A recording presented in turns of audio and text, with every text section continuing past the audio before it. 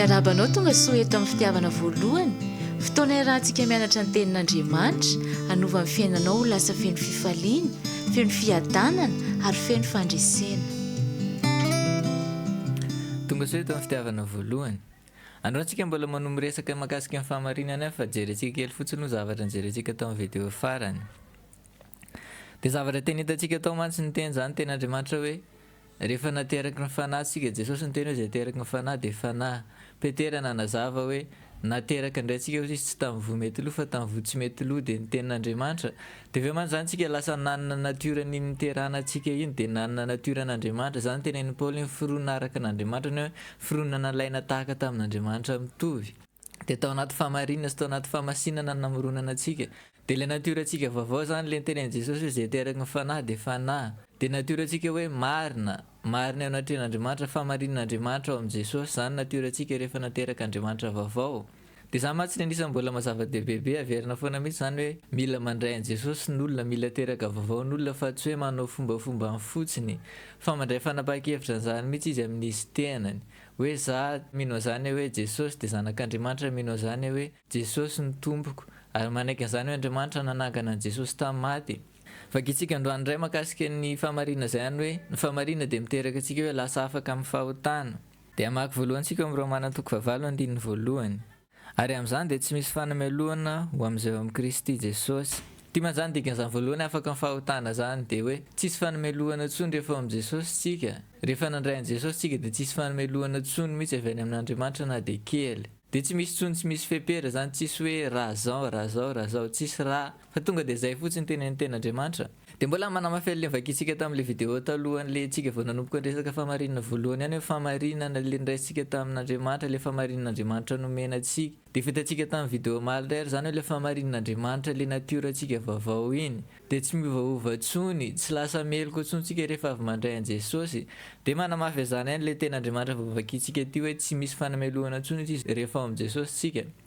Dia ny fanontaniana isany mipetraka manaraka mihitsy mantsy ilay hoe dikan'izany ve zany dia hanota antsika raha ohatra hoe tsy meloko antsony na dia manota ary. Dia iny ny vakitsika zao dia Paoly koa namaky an'izany. Dia efa ny zavatra mila fantatsika fotsiny mantsy hoe normal be mihitsy hoe lasa mipetraka ao an-tsaintsika izany fanontaniana zany. Zany mihitsy maheno an'ilay filazantsara antsika rehefa ohatra hoe lasa tafipetraka ao an-tsaintsika izany fanontaniana zany. Fa raha ohatra hoe zavatra henontsika any amin'ny olona ohatrany hoe mitory filazantsara any tsy mahatonga antsika mametraka izany fanontaniana zany mihitsy. Dia tsy tena mbola nailo an'ilay vaovao tsara ilay fahasoavana antsika zany fa mety hoe zavatra hafa, mety hoe lalàna nitorian'olona tamintsika dia tsy nampametra-panontaniana zany mihitsy. Zavatra nitorian'i Paoly tena hoe nahatonga ny olona nametraka izany fanontaniana zany mihitsy hoe hanota ve zany zany satria lasa marina foana ao amin'ny Jesosy. Dia valiny tsy dia vakitsika amin'izany tenin'Andriamanitra. Romana 9:1 dia manomboka amin'ny 1:2. Dia ty mantsy manohy amin'ilay Romana 9:5 ilay ny tenin'Andriamanitra hoe 2:20 izy ny tenenina amin'izao itoban'ny fahotana dia ny fahasoavana mbola mitobaka be lavitra. Dia zany mantsy fanontaniana mipetraka inona ary no lazaintsika hozy izy ny tenin'Andriamanitra. Mbola hitoetra amin'ota ihany fa tsika mba hitombony fahasoavana. Dia ny valiny mantsy fa fantatra fa hoe tsy dia sanatria zany hozy izy amin'ny teny gasy.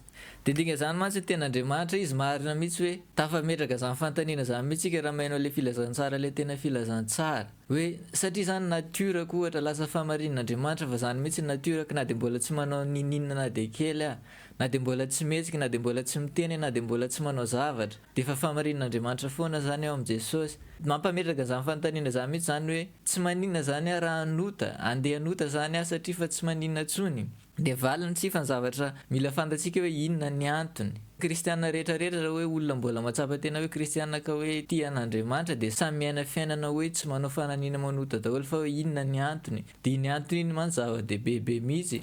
Dia ny antony hozy izy Paoly hoe ataontsika izay efa maty amin'ny otahoana no vela ho aminy indray. Tsy fantatra rehefa fa naiza isika nefa natao batisa ao amin'ny Kristy Jesosy dia natao batisa ao amin'ny fahafatesany.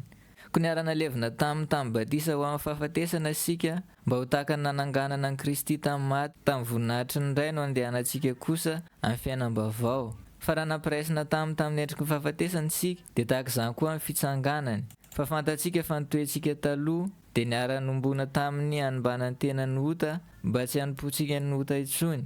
Fa izay efa maty dia afaka tamin'ny ota. Dia misy fanazavana kely mantsy ilay 9:1 amin'ny teny gasy mantsy hoe toetra taloha izy. Fa raha ohatra jerentsika amin'ny teny frantsay indray zao dia miteny hoe sachant que notre vieil homme, hoe le olona taloha. Zany mihitsy mantsy ny anisany hoe ohatrany hoe olona kely amin'ny Baiboly teny gasy isaky ny miteny ten'Andriamanitra hoe olona taloha na le natiora taloha dia Baiboly teny gasy miteny foana hoe toetra. Zany mihitsy koa ny dikany toetra amin'ny heviny sasany hoe natiora. Fa le zany tsy miresaka le toetra antsika andavanandro ohatra hoe mitsikitsika dia tenen'olona ianona iny tsara toetra falifaly. Tsy miresaka le toetra ohatran'izany fa miresaka le hoe natiora. Dia izy mantsy zany izy ohatra hoe ampitaontsika mitovy le Baiboly teny frantsay. Efa fantatsika fa ny olona taloha, le olona tsika taloha, le fanahintsika taloha dia niaraka nombona tamin'ny Jesosy.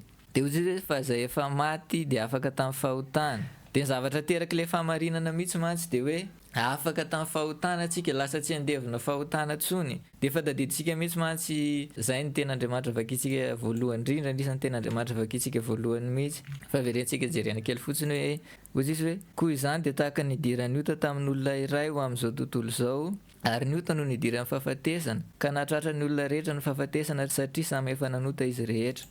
Dia mantsy favakintsika tamin'ny video fa indronga amba izay hoe Adama le olona iny dia rehefa le natonga le fahotana tafiditra tamintsika dia satria tsika nateraka Adama mpanota dia lasa nanana natiora mpanota. Dia ozy izy amin'izay izy hoe fa rehefa amin'ny Jesosy amin'izay izy ozy isitsika dia afaka amin'ny fahotana dia lasa tsy ambany ny fahotana intsony.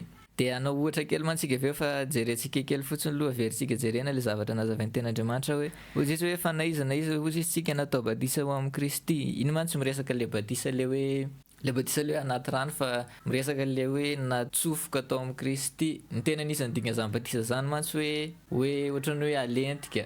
Za mantsy mahatonga ny olona hoe atao batisa alentika ohatra. Fa izy sy niavy zava-dehibe fa le zavatra mitranga any amin'ny fanahy. Hoe ny fanahy masina nakatsika dia natsofoka ny fanahy masina tao amin'ny Jesosy tsika. Dia za mahatonga antsika hoe lasa ao amin'ny Kristy.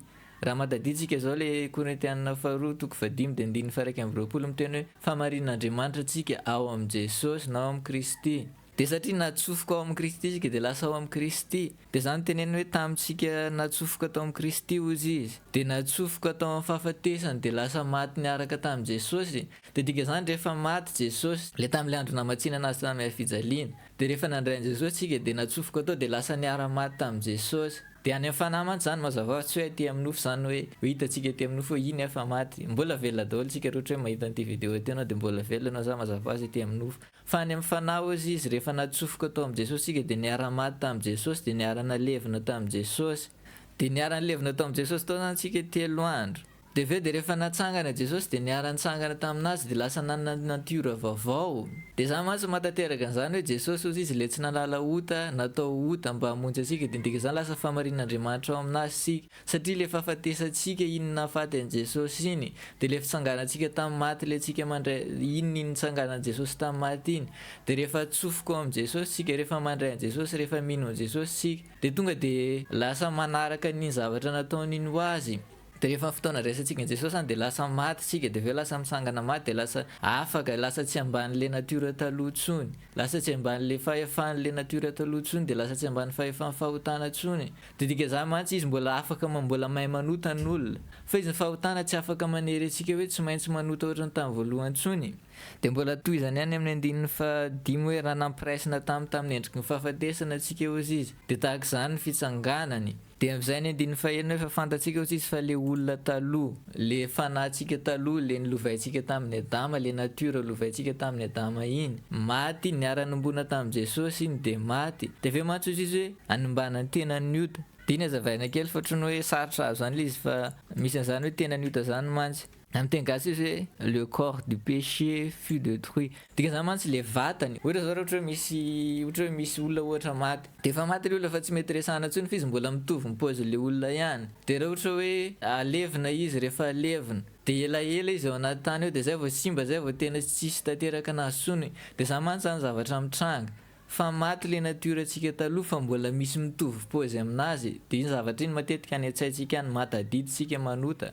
misy ohatrany hoe réflexe mantsy filazan'izany ohatra ny antra zany zao tsika tany am-pianarana hoe rehefa manao zavatra miveriberina foana tsika de farany de lasa fahazarana de misy an'iny fahazarana iny zany ozy izy ten'Andriamanitra tavela ao an-tsaintsika eo de mitovy paozin'le mpanota iny fa tsisy aina intsony iny fa efa maty de iny sisan'le vonona de zany mahatonga ny kristianina mahay manota mahatonga kristianina mahay manota tsy hoe mpanota fa misy an'le tenany le vatan'le ota mbola mila simbana iny dona zany rehefa misy olona maty zany mahatonga ny olona mitomany izy mbola hitany eo le vatan'le olona fa fantany hoe fa ho simba iny fa rehefa elaela de tsy ho hitany intsony le olona de zany mantsy mitovy an'izany mihitsy le natiora antsika re taloha maty mbola misy vatana izy de mbola manana le fahatserovana manota antsika de ohatra hoe nampianarinota ohatra hoe mora tezitra be tsika ohatra de mbola mora tezitra foana fa izy tsisy an'le natiora na fahotana intsony ao ambadika fa le fahazarana sisa de ino izy izy ten'Andriamanitra simbana de zany efa tsika miala amin'ny fahotana fa ozy izy hoe fa afaka atsika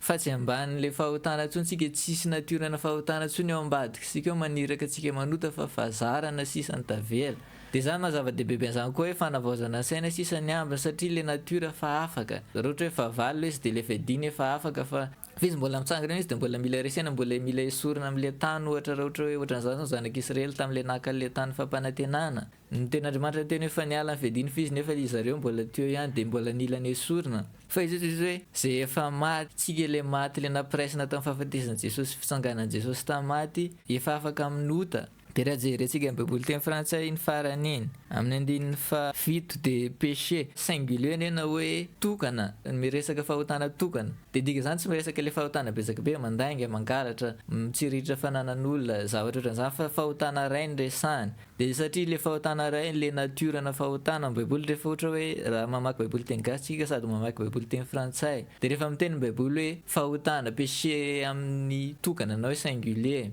de miresaka le natiora fahotana izay fa tsy miresaka le fahotana tsy tokatokana fa le fahotana le hoe mangalatra mamono olona mandainga mitsiriritra fananan'olona reny fahotana betsaka be reny de rehefa miresaka an'ireny izy de pluriel na hoe fahotana maro de ny antony voalohany mantsy zany ozy izy ten'Andriamanitra hoe nivokatra zany hoe tsika natao marina zany ozy izy rehefa tao amin'ny Jesosy de napiresina tamin'le fahafatesana iny tsika de hoe napiresina tamin'ny fitsanganany tamaty de afaka tsy andevin'ny fahotana tsony de eto amin'izay mantsy le izy taloha ohatra hoe zanatany frantsay Madagasikara de fantatra mantsy zany hoe zavatra ratsy tsy nafinaritra mihitsy zanatany zany ohatra hoe manana olon-dehibe tsika de raha meno nireny mitantara de mahafantatra hoe mafy be mihitsy ny fiaina tamin'ny andron'ny fanjanatany de raha ohatra zany hoe afaka ohatra hoe nisy taona zany tamin'ny 1960 zany ozy izy ohatra ny tam'le hoe nitenena hoe afaka Madagasikara tsy ambany fehezan'ny frantsay tsony de avy eo amin'izay fifaliana be mihitsy zany hoe afaka de am'izay esorina eo am'izay zareo satria zareo nampijaly de am'izay afaka manana fahafahana am'izay tsika manao zavatra tiatsika atao manokana de ohatran'izany mihitsy mantsy mila azahoantsika ny fahotana zavatra ratsy ny fahotana nanimba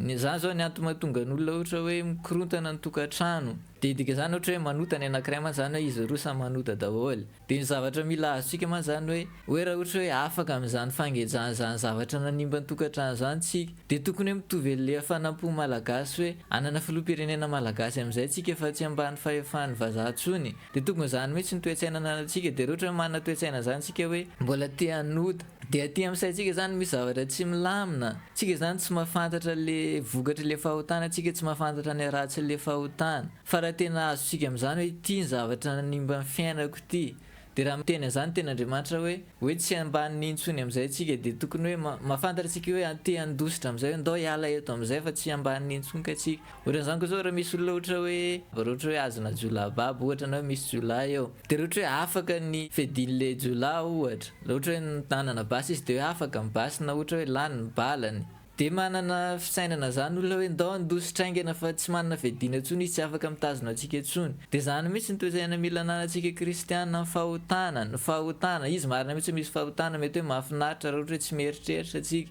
fa ny fahotana inona nimba ny fiainantsika raha tsy nisy fahotana de mbola atao amin'ny sahidena foana antsika ohatran'izay de nafinaritra be foana fiaina tsisy narary tsisy maty tsisy an'izany manitra zany tsisy izany mikorotan-tsaina zany fa zao zavatra ratsy rehetrarehetra zao hitantsika zao ny fiainantsika mijaly ny olona manitra ny olona marary ny olona manino de fahotana daholo niteraka an'iny de mila mana zany toetsaina zany fotsiny tsika hoe iny le fahavalo iny le nanjanaka na ohatra ny mpanjana tany iny de rehefa voambara ny fomba ofisialy hoe afaka za de tsy jana intsony afa handositra de mila manazany toetsaina zany fotsiny tsika de am'izay hoe iainantsika zany hoe afaka amin'ny fahotana zany de zany man zany ny antony mahatonga antsika tsy miaina fahotana voalohany tsy hoe raha manotatsika de tsy tian'Andriamanitra tsony tsy zany le izy fa hoe fahotana ny tompona andraikitra tam'izao fijaliana rehetrarehetra zao raha ohatra hoe mitokorontana mitokantranonao ohatra na hoe tsy tsara be ohatra le nampanantenany ten'Andriamanitra raha ohatra hoe miady saina ianao ohatra na ohatra hoe tsy faly be ohatran'izany hoe fifaliana tsy aitonona zany ny fiainanao isan'andro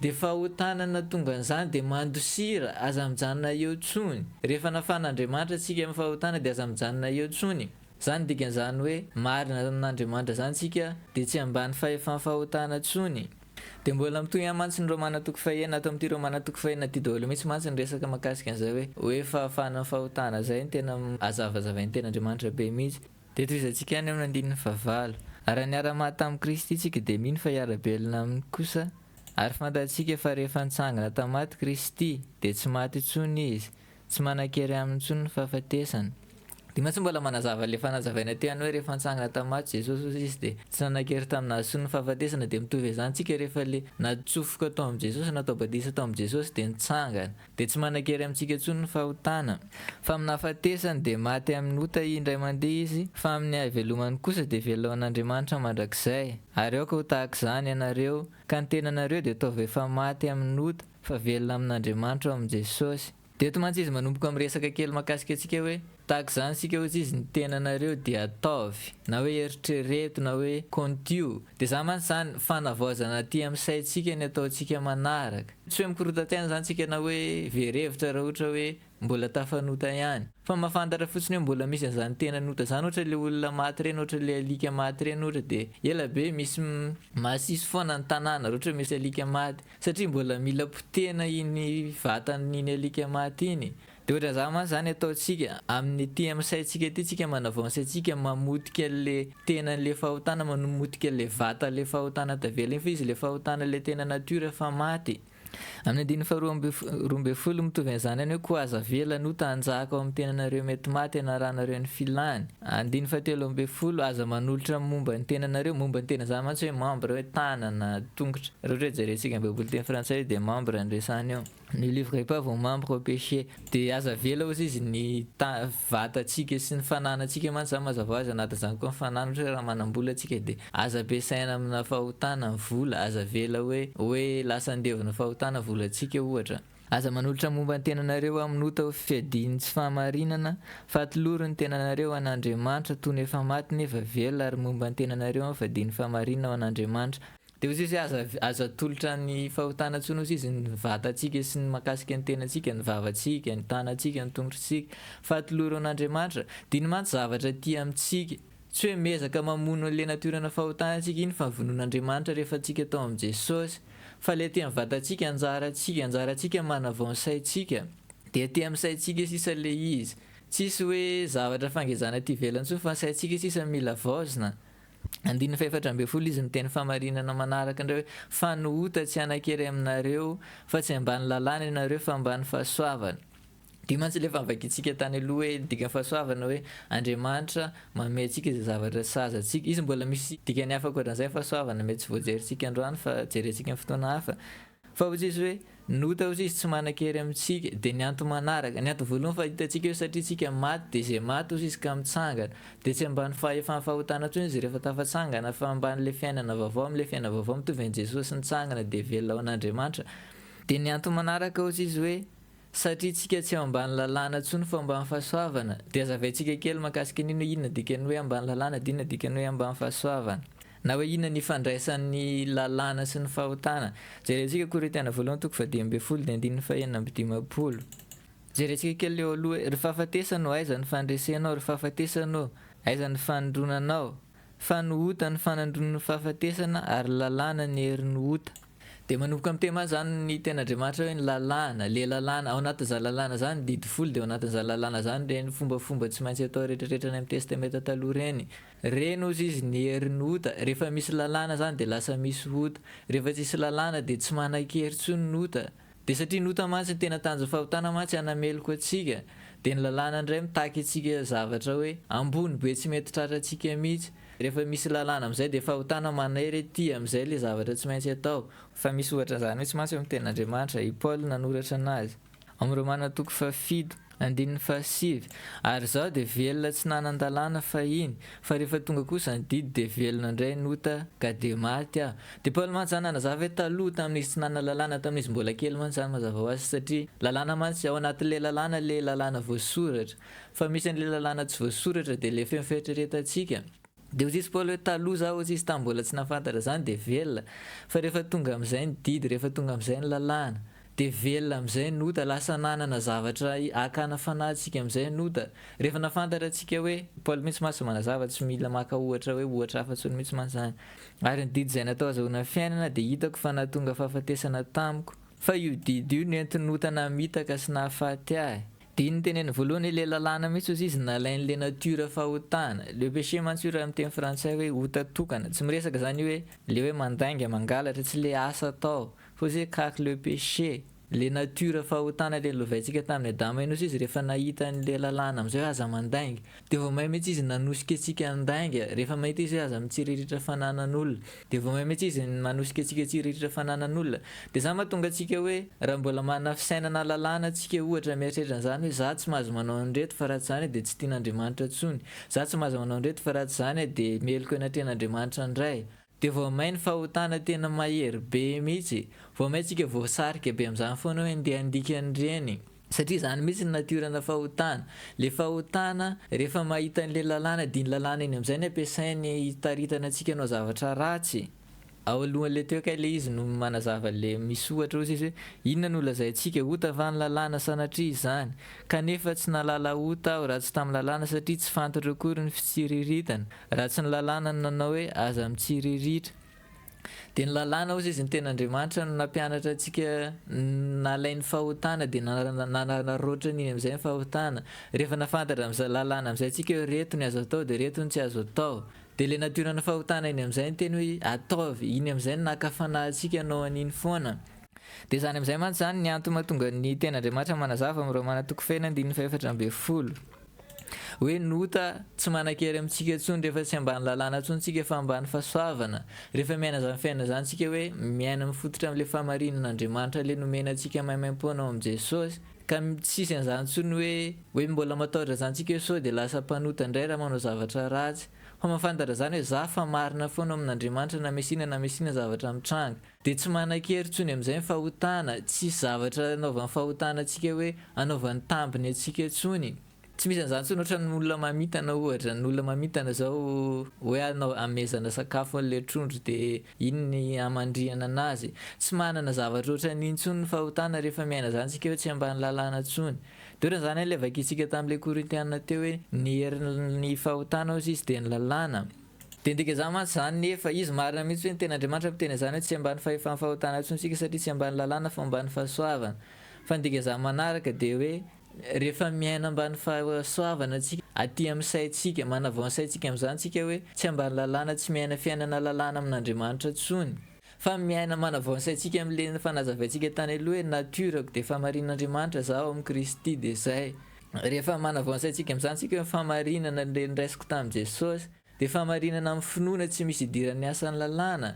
Dia rehefa manomboka sarantsika amin'izay ny fiainantsika sy ny lalàna, dia miaina zany aty ivelany amin'izay tsika hoe tsy ambany fahotana intsony tsika hatraty amin'ny saintsika, fa izy zany fa nataon'Andriamanitra tao amin'ny Jesosy foana, fa ao anaty ambany fahasoavana foana tsika ao amin'ny Jesosy, na miaina zany aty ivelany na tsy miaina zany aty ivelany.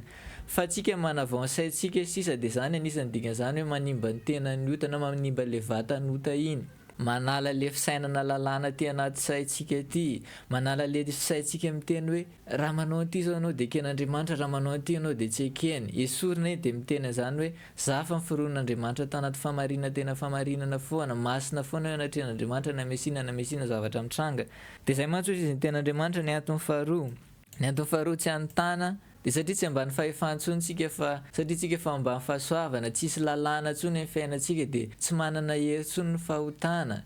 Tsisy zavatra anaovan'ny fahotana tambiny intsony tsika, tsy afaka anaovan'ny fahotana ohatran'ny hoe fintana intsony tsika. Tsy misy fandrika azon'ny fahotana atao intsony satria na manotatra tsika dia mbola marina foana eo anatrehan'Andriamanitra. Dia ny antony farany mbola misy antony fahatelo mantsy hoe ahoana ary anota va sika saingy tsy ambany lalàna fa ambany fahasoavana. Dia mbola veriny Paoly mantsy le fanontaniana sy mampametraka an'izany fanontaniana zany mihitsy le izy. Dia ozy izy hoe sanatria izany, tsy zany ny dikany. Dia ny antony manaraka ozy izy hoe tsy fantatrareo fa raha manolo tena mpanompo ianareo na ho aniza na ho aniza. Dia mpanompo izay arahanareo ianareo nanota ao amin'ny fahafatesana na ny fanarana ao amin'ny fiainana. Dia ny antony manaraka mantsy ozy izy hoe raha manolotra ny tenantsika tsy hoe Andriamanitra tsy nanafaka antsika tamin'ny fahotana fa raha tsika misafidy hoe hanolotra ny tenantsika hanota dia lasa andevony. Dia izy marina mihitsy hoe tsy andevonota intsony tsika amin'ny fanahy. Efa maty le natiorantsika taloha dia efa nitsangana tsika tsy ambany fanota intsony fa efa maty. Dia tsy andevonota intsony tsika raha hoe amin'ny fifandraisantsika sy Andriamanitra satria tsika tsy ambany lalàna fa ambany fahasoavana.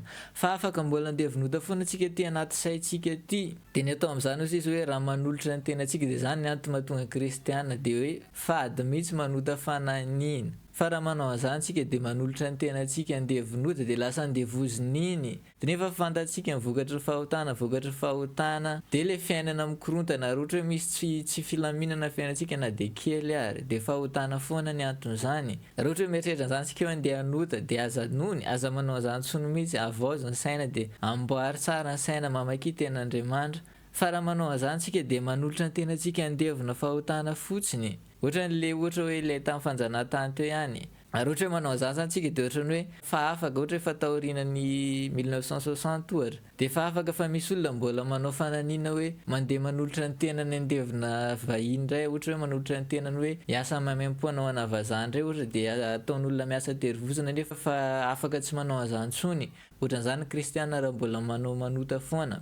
Dia ndiga zany fahotana mbola ratsy be mitovy amin'ny fahotana tamin'ny voalohany ihany fahotana rehefa tsika teraka vaovao ary. Fa mahasamihafa anazy tamin'ny voalohany fahotana nanan-kery tamintsika mbola nanana natiora-panota. Fa rehefa famarinan'Andriamanitra ao amin'ny Jesosy tsika dia tsy manan-kery amintsika intsony ny fahotana. Dia zany ny antony tsy anotana. Dia zany mihitsy koa ny dikan'izany famarinana zany hoe tsy andevon'ny fahotana intsony. Dia afaka manapa-kevitra an'izany tsika hoe za tsy hanao an'ireto zavatra reto intsony dia manavao ny saintsika amin'izany.